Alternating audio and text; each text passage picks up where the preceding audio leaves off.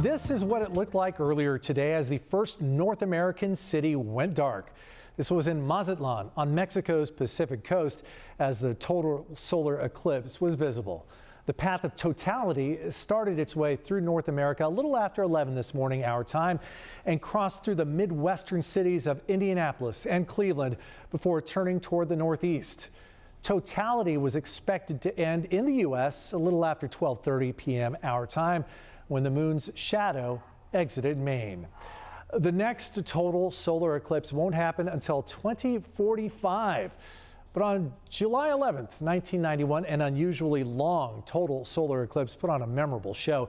It's been called the Big One, and our own Sean Stiles experienced it for himself.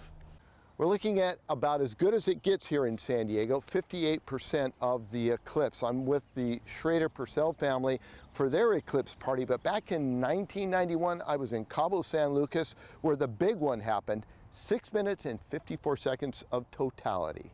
Good evening. There went the sun. It was the lead story on the CBS Evening News. Gave scientists and amateur sun watchers an eyeful today along a path 9,000 miles long.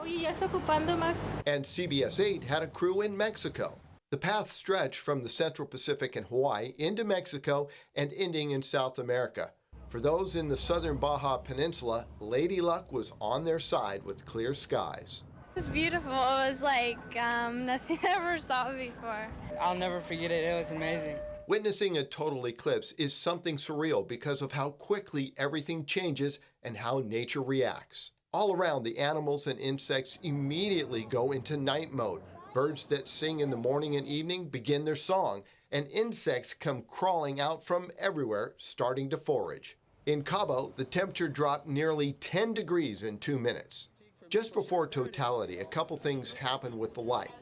The colors start to become a little less bright, and another, which is amazing, the shadows from leaves actually form little crescents on the ground. As totality is just about to happen, you get a diamond. It's the flare as the sun shadow moves completely over the sun. And if you miss it, well, you're in luck because it happens as the moon starts to move away from the sun. Witnessing any total eclipse is absolutely extraordinary, but the big one was 6 minutes and 54 seconds, the longest in modern time, and not to be repeated for another century and a half. But any eclipse, it's amazing. Even the partial eclipse we saw in San Diego is something to remember. He's 9 weeks old and it's his first eclipse. Especially for the Purcell and Schroeder family. It was memorable. Alina Schroeder. Even at 58%, it's incredible. Oh yeah, absolutely. Imagine this at totality. What do you think the feeling you would get? It'd probably be kind of eerie, but amazing.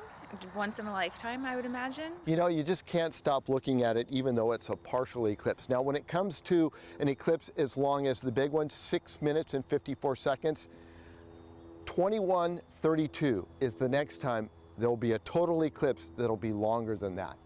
Sean Stiles, CBS 8.